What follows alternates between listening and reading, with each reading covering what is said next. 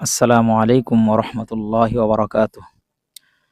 আজ আমরা খুব গুরুত্বপূর্ণ একটি বিষয় নিয়ে সংক্ষেপে কথা বলবো ইনশাআল্লাহ।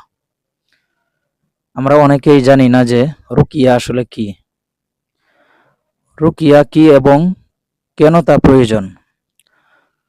রুকিয়া শব্দটির অর্থ হলো কোরআনের আয়াত, দোয়া ও জিকিরের মাধ্যমে চিকিৎসা করা। এটি কোনো জাদু বা কুসংস্কার নয়, বরং এটি একটি শরীয়তসম্মত ও সুন্নাহ ভিত্তিক চিকিৎসা। আমাদের প্রিয় নবী হযরত মুহাম্মদ সাল্লাল্লাহু আলাইহি ওয়াসাল্লাম নিজেও রুকিয়া করতেন এবং সাহাবাদেরকেও তা শিখিয়েছেন। তিনি অসুস্থ হলে সূরা ফালাক, সূরা নাস, আয়াতুল কুরসি ইত্যাদি পড়ে নিজের উপর ফু দিতেন। এটাই হলো রুকিয়া। কেন রুকিয়া প্রয়োজন?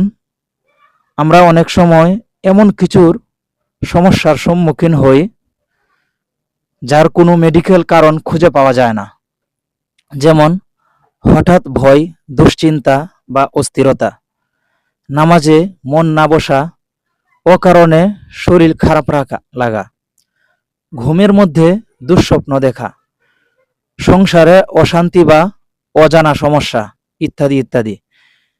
এই ধরনের সমস্যার পেছনে অনেক সময় বদনজর, হাসাদ, হিংসা, জিন বা জাদুর প্রভাব থাকতে পারে। এক্ষেত্রে রুকিয়া হলো একটি শক্তিশালী সমাধান, যা সরাসরি কোরআনের মাধ্যমে চিকিৎসা। রুকিয়া আমাদের কি শেখায়? রুকিয়া আমাদের শেখায় আমরা যেন সরাসরি আল্লাহর উপর ভরসা করি, কারণ শিফা বা আরোগ্য একমাত্র আল্লাহ তাআলার কাছ থেকেই আসে। এটি আমাদের ঈমানকে শক্তিশালী করে এবং কোরআনের সাথে সম্পর্ক গভীর করে।